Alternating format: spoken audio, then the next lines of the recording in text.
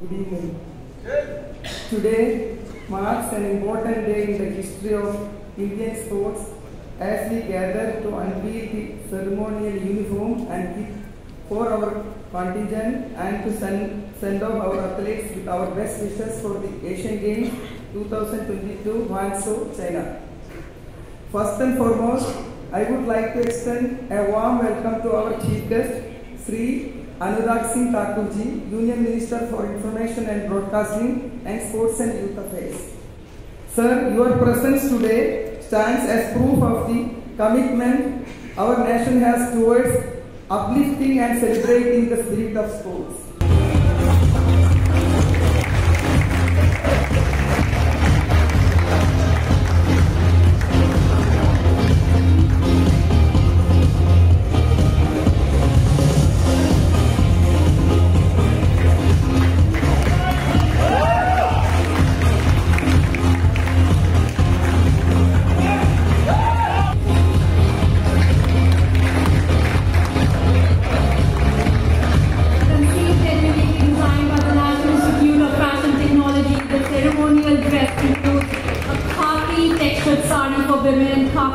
For the male players. The Bandhgala jacket of male athletes and the high-neck blouse for the women seamlessly blends Indian motifs and prints with quintessential Indian silhouettes that represents the rich cultural tapestry of India on the global stage. The attire embraces nature with recycled fabrics that promotes sustainability.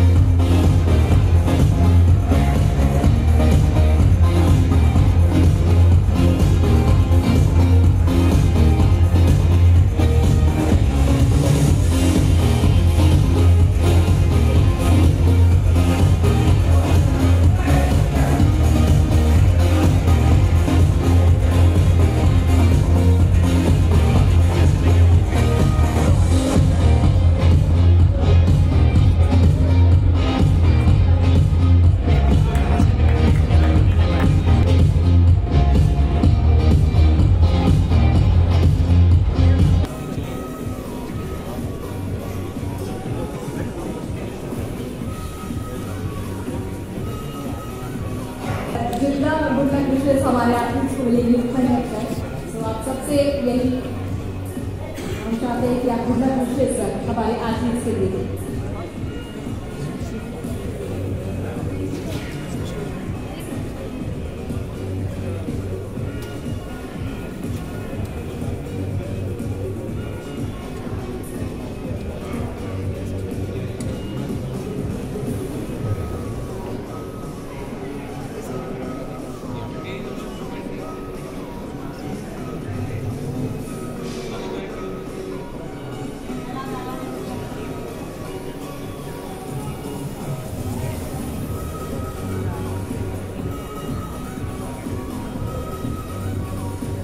Thank you so much. Anurag sir, I would request if you could chat.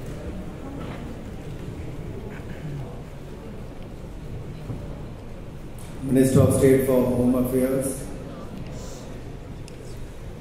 Youth Affairs and Sports, Shri Nisir Pramanik ji, Member of Rajya Sabha and President of Indian Olympic Association, Shrimati P.T. Usha ji,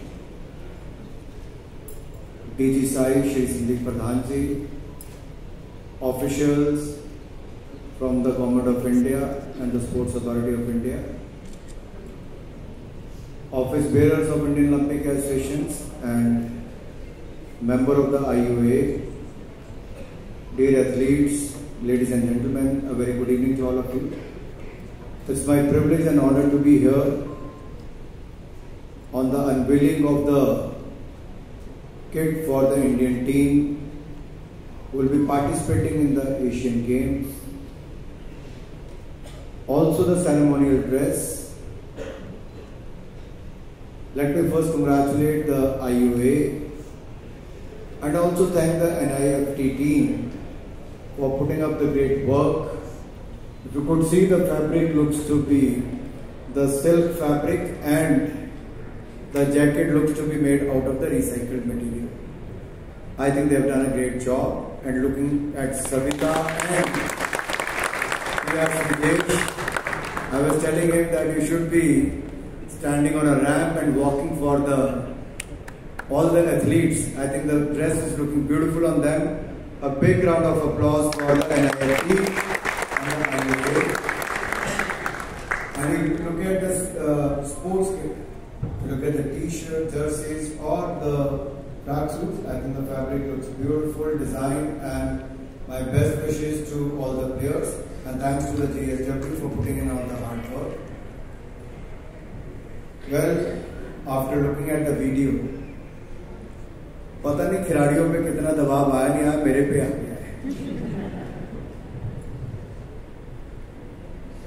अब क्या है, media के लिए तो अच्छा लगता है चलाते हुए कि इतने पार उतने पार, लेकिन प्रधानमंत्री जी ने एक बात कही है कि आप जितने खिलाड़ियों का चयन होता है वो अपनी प्रतिभा, अपनी काबिलियत के आधार पर होता है और आप 140 करोड़ भारतीयों का प्रतिनिधित्व जब करते हो तो इस उम्मीद जो भारत के लोगों की आपके ऊपर है वो तो है, क्योंकि आपकी प्रतिभा के कारण आपको चुना गया। यू गिव योर बेस्ट, आप अपनी तरफ से अच्छा खेलिए, मेडल स्वयं आपके कदम चुनने की, सफलता आपके कदम चुनने की। मुझे लगता है ये दबाव वाला काम देश में बहुत पहले भारत में प्रधानमंत्री मोदी जी ने खत्म कर दिया है। जहां ने कहा जाओ अपना सबसे अच्छा परफॉर्मेंस दो और देश की अच्छी परफॉर्मेंस होनी शुरू हुई। अगर मैं पिछले 1.5-2 वर्षों की बात करूं तो अगर टोक्यो ओलंपिक्स में बहुत बड़ा चैलेंज हम सबके सामने था कि खिलाड़ियों का प्रशिक्षण कैसे करवाया जाए। It was a Herculean task in a way because COVID, we were under lockdown. How do we train our players and where do we train our players? Despite all the challenges, all the facilities have been provided to them locally or globally. And I still remember Mirabai Chanu, she was not well. She was supposed to, be treated. So overnight visa was provided and she was flown to US. 6 months in US, and after that when she landed in Tokyo, she made the country proud by winning India the first medal at Tokyo Olympics. And not only there, when she went to participate at the Commonwealth Games, she won the first gold medal for India. If I look back in the last 6 months what India has achieved, it made every Indian feel proud about it. हम wrestling से ही क्यों ना शुरू करें, अंतिम बंगाल की बात करूं, प्रिया की बात करूं, सप्ताह की बात करूं, सबने गोल्ड मेडल भारत के लिए जीता और अंतिम ने तो एक बार नहीं 2 बार अंडर 20 में भारत के लिए गोल्ड मेडल जीतने का काम किया। इसी तरह से ही वुमेन वर्ल्ड बॉक्सिंग चैंपियनशिप में एक नहीं 4 वुमेन बॉक्सर्स ने भारत के लिए गोल्ड मेडल जीत के वर्ल्ड चैंपियन बनी। वहीं पर सैफ गेम्स में फुटबॉल में, हालांकि मैं कल्याण चौबे जी को यहाँ ढूंढ रहा था, फुटबॉल में है, फुटबॉल में भारत ने सैफ गेम्स को जीता। तो वहीं पे Asian games junior mains and women hockey हम लोग एशियन चैंपियन बने। सीनियर मेंस का एशियन चैंपियनशिप में हाल ही में जब चेन्नई में हुआ तो मलेशिया को हमने 4-3 से हराकर एशियन चैंपियन भी भारत की टीम ही बनी। और यही नहीं हम लोग रुके, वर्ल्ड यूनिवर्सिटी गेम्स 60 साल में भारत ने केवल 18 मेडल जीते थे, इस बार भारत ने 26 मेडल जीते हैं जिसमें से 10 gold medal. Boxing, shooting, archery की बात करूं तो सब तरफ भारत ने धूम मचाई। 17 वर्ष की अदिति ने सबसे कम उम्र में कंपाउंड में आर्चरी में गोल्ड मेडल जीतने का जहां श्रेय प्राप्त किया, वहीं पर अभी हाल ही में 18 वर्ष प्रज्ञानंदा ने वर्ल्ड कप के फाइनल में पहुंचकर एक बार फिर भारत का नाम रोशन किया है। और अगर मैं एथलेटिक्स की बात करूं 4x400 रिले की, तो भारत की टीम ने जहां एक और एशियन रिकॉर्ड को तोड़ा, वहीं पे नेशनल रिकॉर्ड को तोड़ा। एथलेटिक्स के क्षेत्र में भारत के खिलाड़ियों ने जैवलिन की अगर मैं बात करूं तो 6वें नंबर पर मनु टीपी, 5वें नंबर पर किशोर जेना और पहले नंबर पर कोई और नहीं, golden boy of athletics Neeraj Chopra ने एक बार फिर भारत के लिए गोल्ड मेडल जीता। एक के बाद अनेक ऐसी उपलब्धियां आपके सामने में रख सकता हूं, लेकिन यहां हमें रुकना नहीं, यहां से बहुत आगे जाना है। और मैं इंडियन ओलंपिक एसोसिएशन को, जिनके कंधों पर एक जिम्मेदारी है इस पूरे कंटिंजेंट को भेजने की, आज तक का सबसे बड़ा कंटिंजेंट 623 खिलाड़ियों का इस बार एशियन गेम्स में पार्टिसिपेट करने जा रहा है। और यहां पर सरकार की ओर से भी जो आपने मांगा, कितना सपोर्ट स्टाफ चाहिए, ऑफिशियल चाहिए, बाकी सब उसके लिए भी मंजूरी दी गई। मुझे पूर्ण विश्वास है जब एशियन गेम्स में आप में से बहुत सारे लोग गेम्स देखेंगे, कोई टेलीविजन पर, कोई फिजिकली जाकर देखेगा, जब भारत के खिलाड़ी किसी भी मैदान पर उतरेंगे, हम सब, all of us 140 crore Indians will cheer for India and for the Indian athletes.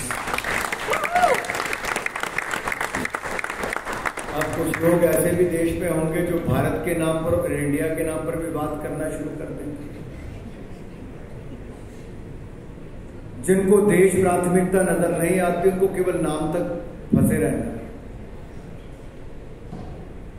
ये भारत के खिलाड़ी हैं, भारत के लिए खेलने के लिए जा रहे हैं, और हर भारतीय को, अपने खिलाड़ियों को अपना आशीर्वाद भी, अपनी शुभकामनाएं भी देना है। और मैं आप सबकी ओर से इन सबको शुभकामनाएं दे रहा हूं। एक बार जोरदार करतब ध्वनि के साथ सबको शुभकामनाएं।